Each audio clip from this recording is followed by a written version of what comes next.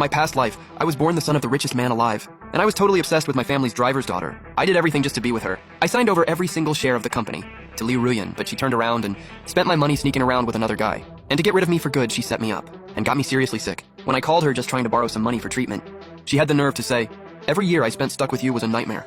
Shuyi, just go ahead and die." And just like she wanted, I did.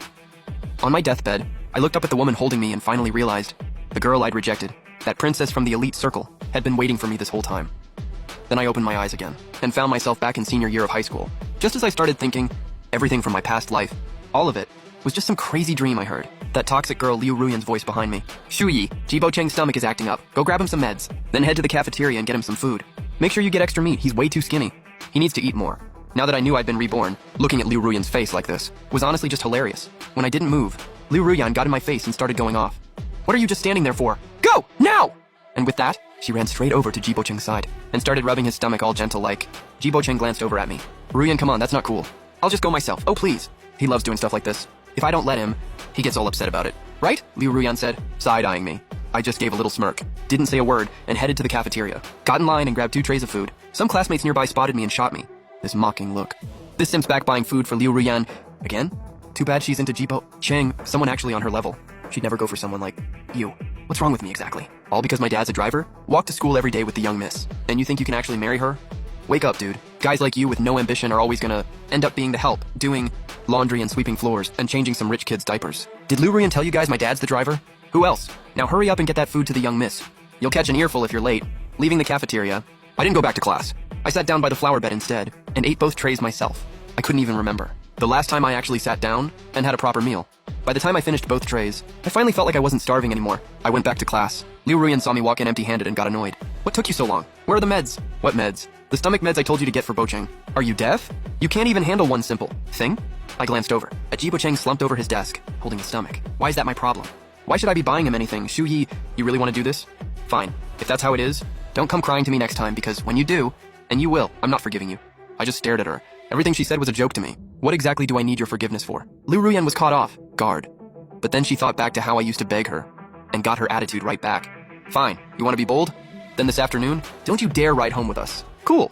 And with that, I walked back to my seat, and sat down like nothing she said even fazed me. Jibo Cheng's seatmate Xiao Gaban saw the whole thing and jumped up to take sides. "Shuyi, what's your problem? All you had to do was grab some meds. You see Jibo Cheng's not feeling well, right? Then go get them yourself. That's your job. Why would it be mine?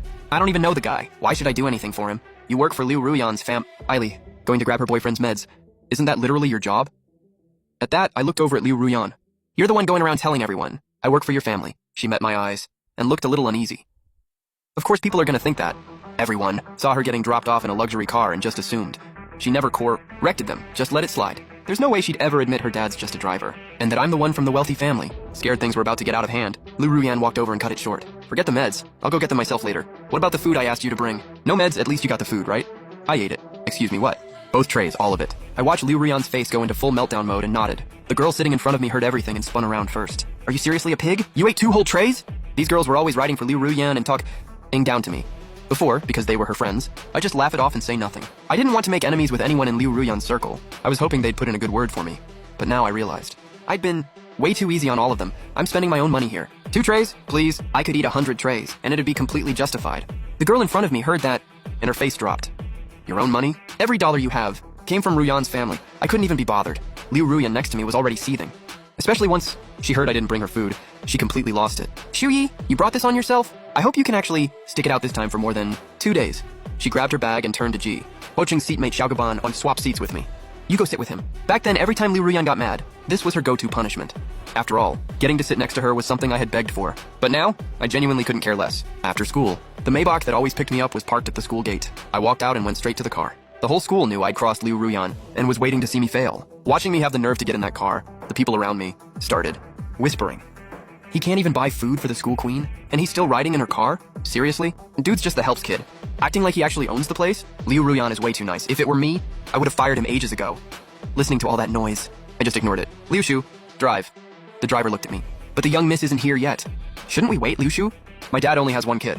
"We don't have a young miss." "Did you and Miss Liu get into a fight?" "Don't worry, young master, I'll talk to her. That's not necessary." "Just drive, I don't want to ride with her." "I don't want to see her again after this either." Liu Shu hesitated and didn't listen. He knew exactly how much I always caved to his daughter. Every time Liu Ruyan said something, I never pushed back. Even if he ignored me now, I had no real way to do anything about it. But thinking ahead, once I inherited the Shu family, all that money would go to his daughter. He'd already stopped acting like just a driver, and was already playing the role of future father-in-law in front of me. Are you gonna drive or not? Right then, Liu Ruyan came out of the school gate, and Liu Shu rushed out to meet her. Liu Ruyan walked up to the car with Ji Bocheng on her arm. Didn't you say you weren't riding with me? So why are you still in my car? Liu Ruyan looked at me, visibly awkward. She couldn't figure out what got into me today.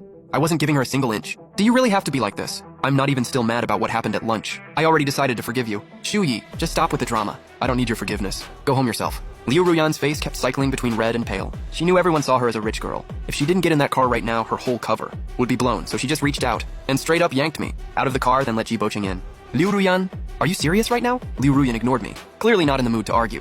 She told her dad, drive. And Liu Shu just pulled away. And there I was, just standing there like an idiot. The crowd, watching all of this, couldn't hold it in anymore and started laughing. That was messed up. She's got zero class. So I just laughed it off and pulled out my phone and called my dad. Not long after, that same Maybach that just drove off came back and stopped at the gate. Liu Shu stepped out. Young master, please get in. One look at his face, and I could tell he'd already gotten chewed out. Get those two out of the car first. I'm not riding with them. Liu Shu turned to the two in the car. Then Liu Ruyan helped Ji Bocheng get out on her own. Once they were both out, I got in. Before we drove off, I rolled down the window and gave Liu Ruyan a little wave with a smile. Young master, couples fight all the time. Don't let it get to you. I'll have Ruyan come apologize to you later. It's just that she doesn't have a ride right now, so she'll probably have to catch the bus. Who knows what time she'll get home. Everyone else can take the bus just fine. Doesn't mean she has to like it. Have you forgotten who signs your paychecks? If you've got a problem with me, you're welcome to quit. Liu Shu heard that and shut his mouth real quick. Back home, Auntie Li said the young lady from the Bai family was here. Young master, should I send her away? Truth is, Bai Ningbing came over all the time because she was the girl my father had arranged for me. I was into Liu Ruyan, so Bai Ningbing just annoyed the hell out of me. I wouldn't even see her. Just had people turn her away every time. It got to the point where me and Bai Ningbing had barely ever met. Then I remembered, right before I died, it was her people who got me to the hospital.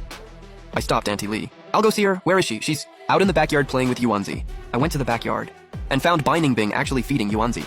That dog was one I'd wanted to keep myself, but Liu Ruyan said she hated dogs, so I stopped going near it after that. Didn't expect Bai Ningbing to vibe so well with Yuanzi. She was wearing her white school uniform, the most basic outfit possible, yet somehow she made it look incredible. I thought about what I'd heard before I died, that she, with everything going for her, had stayed single for years, and suddenly my eyes started to sting. Bai Ningbing finished feeding Yuanzi and looked up at me. She started walking over, then remembered I couldn't stand her, and stopped in her tracks. I pulled myself together and asked, Miss Bai, did you need something? Just came to check on you. I know you don't want to see me. I'll get out of your hair. I saw her about to leave, and quickly called out, do you want to stay for dinner? Bai Ningbing stopped and gave me this puzzled look. Really, of course. Liu Ruyan isn't back yet. She's dropping Ji Bocheng off. If this were before, I would have waited for her before eating. Seeing me want dinner this early, Auntie Li was a little surprised. We're not waiting for Miss Liu.